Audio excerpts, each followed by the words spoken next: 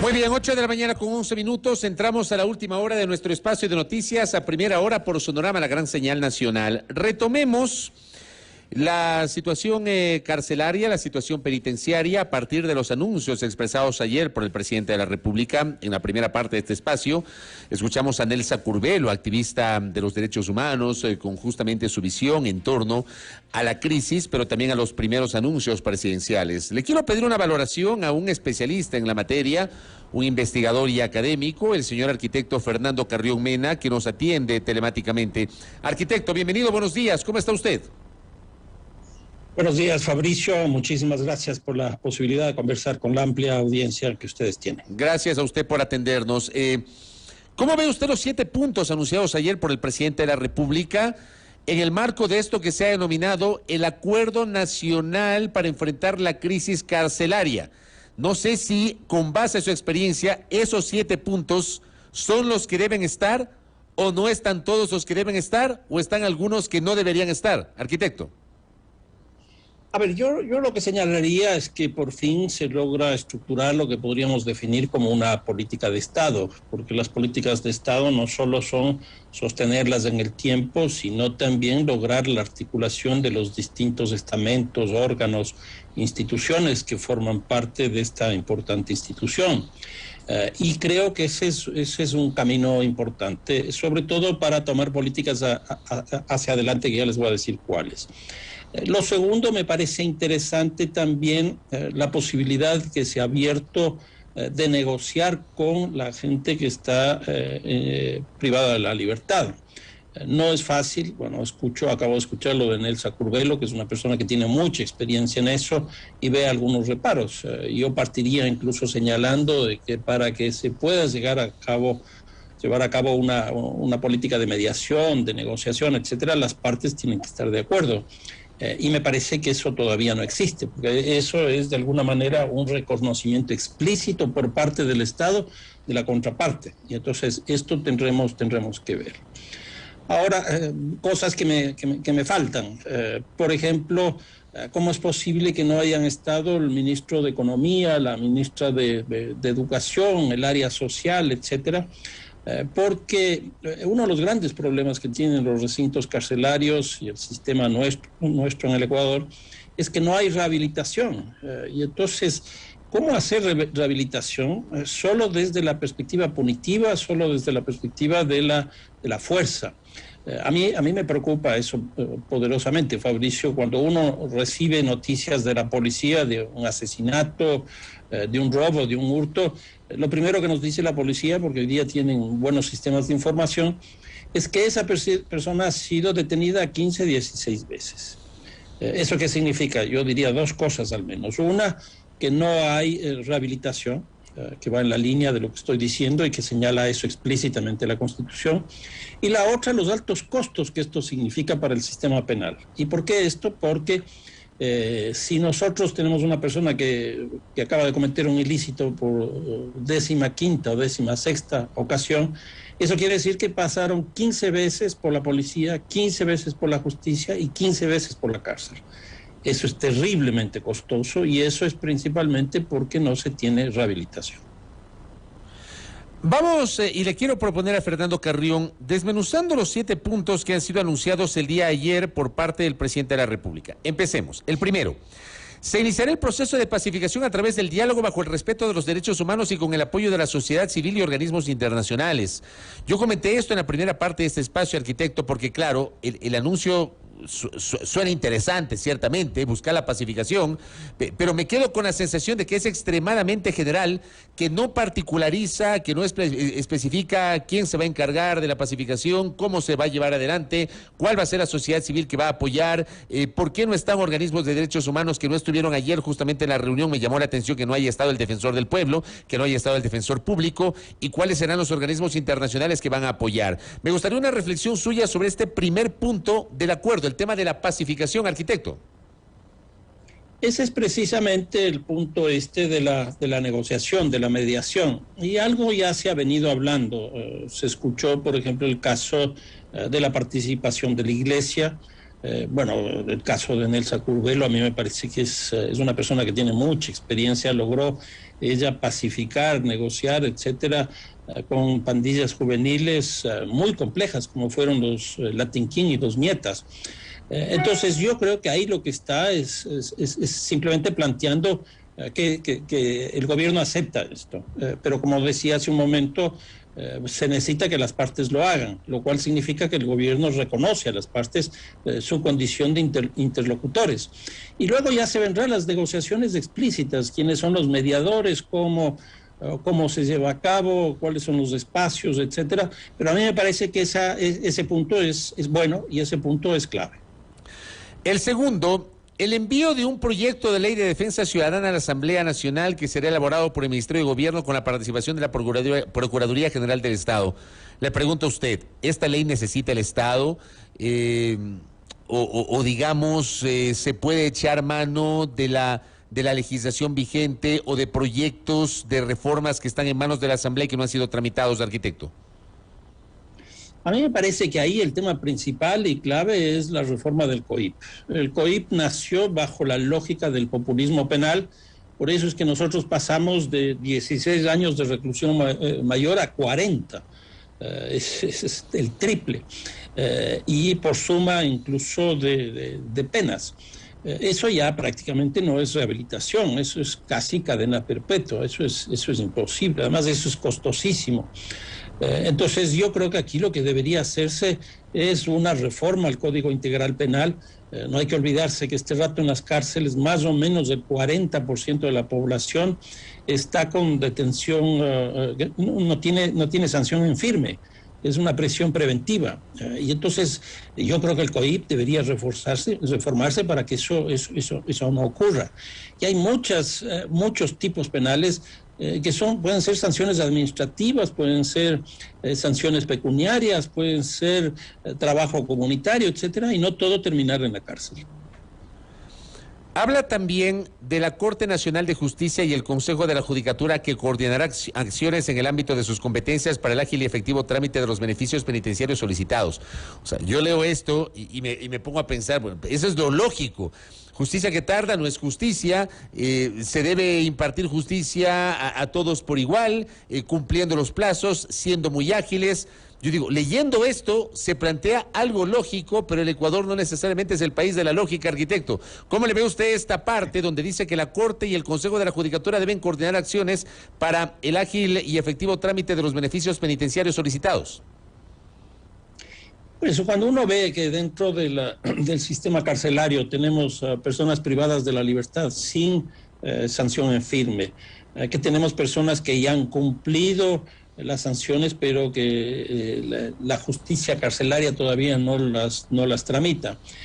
Personas que tienen una edad superior a los 80 años o que tienen una salud precaria. Yo creo que aquí se puede lograr lo que el gobierno también ha venido sosteniendo, y yo estoy de acuerdo, de que haya, por ejemplo, la posibilidad de que ciertas personas privadas de la libertad puedan salir del sistema carcelario porque ya cumplieron las penas, porque no tienen la sanción en firme o por razones de salud o edad. Y entonces aquí me parece que un acuerdo entre el Ejecutivo y el Judicial puede ser pertinente para que estas personas puedan salir. Se habla entre alrededor de 4.000 personas las que podrían salir de ahí. Eso es un 10%. Arquitecto, el siguiente punto, que es el cuarto, dice: se mantendrá la coordinación entre Fuerzas Armadas y Policía Nacional para mantener el orden y la seguridad dentro y fuera del sistema carcelario de manera indefinida, de conformidad con la Constitución y la ley. Pregunta, ¿se puede hacer de forma indefinida? 1. 2. Anoche el presidente de la República dijo que emitirá los estados de emergencia cuantas veces sea necesario. 3. El día sábado me parece que el presidente de la República creo que fue inducido a cometer un error al confrontar con la Corte Constitucional y casi que echarle la culpa a la Corte Constitucional de que por sus resoluciones o dictámenes no han podido ejercer control sobre las cárceles. Pero resulta que ayer las Fuerzas Armadas, de acuerdo al comunicado del Ejecutivo, ya ingresaron a la penitenciaría del Litoral para poder retomar el control de ese centro carcelario. ¿Cómo entendemos este espacio que estoy señalando a partir de este cuarto punto que consta en el acuerdo, arquitecto?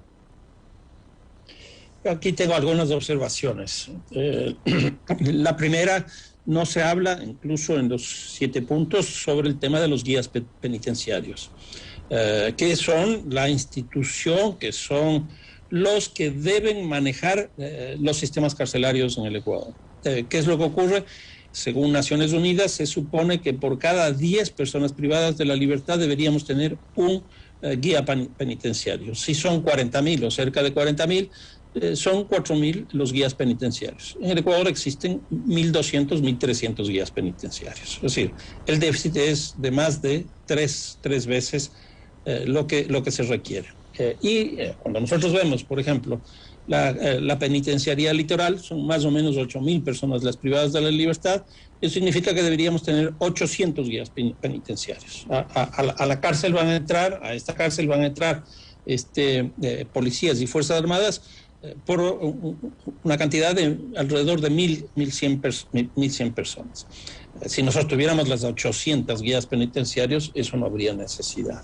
Yo creo que por eso también me llama la atención que en la reunión de ayer no haya estado el ministro de Economía, porque obviamente aquí implica hacer una inversión en el sistema penal para resolver el problema de los guías penitenciarios, que son finalmente las personas que deben administrar los penales. Pero le pregunto a usted, ¿las Fuerzas Armadas sí podían ingresar a la penitenciaría como en efecto ocurrió ayer, pero cuya duda se había plantado con esta polémica el pasado fin de semana?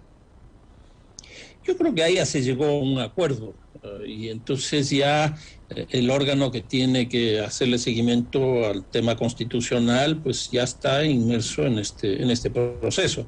De alguna manera el echarle la culpa el Ejecutivo a la Corte Constitucional me da la impresión que dio el resultado que el presidente buscaba, independientemente de que sea constitucional o no lo que se acaba de tomar como decisión. Lo mismo el hecho de que las Fuerzas Armadas estén permanentemente en el interior del sistema carcelario, eso no está previsto. Por eso es lo que se hacen las declaratorias de emergencia, precisamente. Ahora, usted está planteando un tema de fondo, el tema de los guías penitenciarios. Desde 2019, digamos, de las últimas declaratorias del estado de excepción, la primera fue en 2019, ya se había vendido al país la idea y el anuncio de que se iba a generar todo un proceso de selección para poder renovar y completar el cuerpo de guías penitenciarios. Yo no sé cuánto avanzó eso, pero resulta que estamos 2019, 2020, 2021 y seguimos hablando de lo mismo, arquitecto. Es absolutamente precaria la situación de los guías penitenciarios y yo no sé por qué no asumen eso como debe ser, o están pensando simplemente con estas políticas de shock. Ahora, aquí hay un razonamiento que también puede estar presente, el tema económico, porque lo que habría que contratar son casi 3.000 guías penitenciarios adicionales, que eso tiene un costo, porque más o menos cada guía gana entre 500 y 600 dólares. Ahora, aquí viene un razonamiento de fondo también, Fabricio, que vale la pena señalarlo. Hace algunos años el Banco Interamericano de Desarrollo hizo un estudio para determinar la pérdida que genera la seguridad, la violencia en nuestras economías. Y llegó a la conclusión de que era el 14.6% del PIB regional lo que se perdía. Ese estudio fue muy criticado, tanto internamente dentro del BID como fuera, porque se planteó de que era absolutamente exagerado.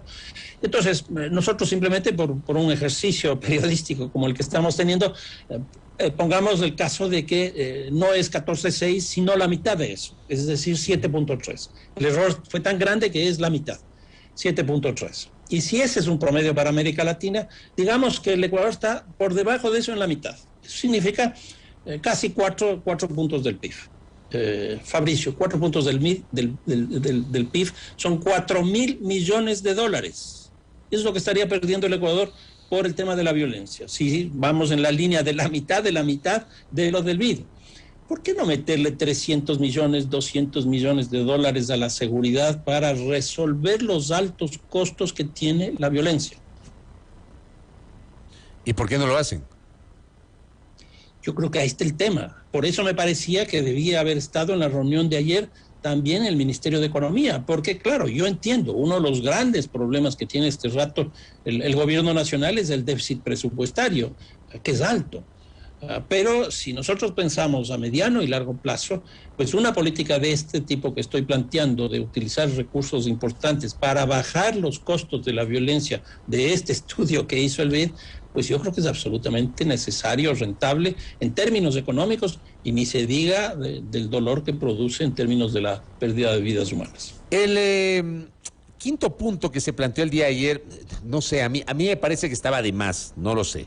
Dice, el Consejo de Participación Ciudadana y Control Social promoverá la participación de los ciudadanos en mesas de diálogo entre el Estado y la ciudadanía, incluyendo el propósito de acompañar el proceso de reparación integral a las familias afectadas. Si yo me pongo a reflexionar, ese proceso de acompañamiento debería ser llevado adelante por la Secretaría de Derechos Humanos y la Defensoría del Pueblo. El defensor del pueblo no fue invitado a la reunión del día de ayer. No sé si es que alcanza con este rol que le han dado al Consejo de Participación Ciudadana, arquitecto. Yo ahí tengo también otra observación, y es que me parece que el marco institucional para llevar a cabo las políticas de seguridad del Ecuador no está claro, no está definido, porque lo que nosotros tenemos es una entidad bicéfala, dos cabezas. Uno, el Ministerio de Gobierno, uno con la función de la política y otro con la función de la seguridad.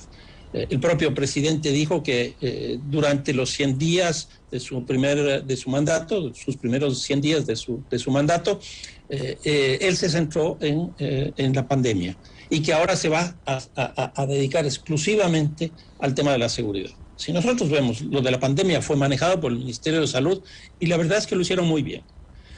Si ahora el presidente quiere dedicarse exclusivamente, bueno, no exclusivamente, pero de forma prioritaria o determina que la prioridad es la seguridad en su gobierno, pues debería tener también un marco institucional y yo creo que tiene que crear el Ministerio de la Seguridad. En el caso de Chile, el presidente Piñera hace un mes y medio más o menos envió un proyecto a la Cámara Baja, porque allá en Chile es distinto el marco institucional, para crear justamente un Ministerio de Justicia porque en las condiciones que están en este rato no pueden asumirlo. Y yo creo que aquí se necesita un ministerio de la Seguridad para que justamente coordine todas estas acciones, porque si no va a tener que coordinar con un ministerio, con otro ministerio, con una secretaría, con una dirección, etcétera, etcétera, lo cual se hace muy complejo. Dos cosas finales. El punto 6, el indulto a ciudadanos con enfermedades catastróficas. No sé si hay alguna data, alguna estadística que usted la tenga en el radar sobre esto y cómo le ve justamente este punto, arquitecto. Bueno, lo que se está hablando en términos generales, y eso también me parece que está bien, es alrededor de unas 3.000 a 4.000 personas, es decir, más o menos un 10% de las personas privadas de la libertad que podrían salir bajo algunos preceptos jurídicos, y para eso me parece muy bien esta idea que señalaba de una política de Estado donde obviamente esté ahí el sistema judicial, estuvo el presidente de la Corte Superior de Justicia, entonces ahí pueden establecer algunas políticas, entonces uno por razones de salud, otro por razones de edad, otros porque ya han cumplido parcialmente las penas, etcétera, etcétera. Porque uno de los grandes problemas que existe también y que no tienen recursos, nuevamente el tema económico, es que no hay todo un sistema judicial adentro para procesar los problemas jurídicos que existen dentro de la cárcel, lo cual requiere para una medida de este tipo, es decir, se necesita un conjunto de abogados para que estudien caso por caso y en función de eso den estas órdenes de libertad bajo las distintas formas que pueden existir. Y lo último que se plantea, que la Fiscalía General del Estado contribuya con la aceleración de procesos investigativos para la seguridad de los ciudadanos. O sea, este punto que es el 7 lo ato al 3, donde se habla justamente del ágil y efectivo trámite de los beneficios penitenciarios solicitados tanto por la Corte cuanto por el Consejo de la Judicatura. Digo, en este punto se plantea la lógica que la Fiscalía acelere los procesos investigativos sobre los temas de seguridad, arquitecto. Sí, Fiscalía básicamente lo que hace es investigación, pero aquí viene nuevamente el problema de recursos. La Fiscalía está con muy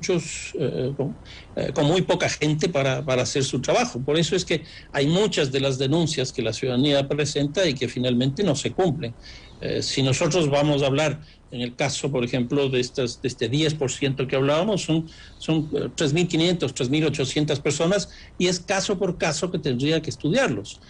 ¿Tendrá capacidad la Fiscalía para hacer una cosa de ese tipo? Ahora, una salida podría ser incluso generar un presupuesto temporal para todo este proceso de lo que se está, de lo que se está planteando alrededor de estas siete decisiones. Y yo creo que eso también podría ser interesante. Correcto, arquitecto. Valoro mucho estos minutos para recibir su comentario sobre el análisis de estos 7 puntos. Al final, creo que todo lo que todos estamos esperando es que se empiece a abrir un camino cierto para que se pueda empezar a solucionar esta crisis carcelaria que en los últimos 3 años realmente se ha incrementado, pero este 2021 ha tocado fondo. Gracias, arquitecto, por el tiempo. Que tenga un buen día. No, muchísimas gracias, Fabricio. Yo estoy este rato en México y anoche en las noticias se demoraron mucho tiempo en analizar lo de las cárceles. Realmente la gente acá está muy preocupada con eso y ustedes saben, no es un país del todo pacífico. Claro. O sea, ya tienen un problema grave de seguridad, ¿no? Así es. Y sin embargo, las noticias del sistema carcelario ecuatoriano les tiene muy preocupado. Me imagino también por los vínculos que existen con los carteles por acá. Mire usted, gracias por ese dato. Me parece muy interesante para el análisis. Gracias al arquitecto Fernando Carrión Mena, que nos ha atendido justamente.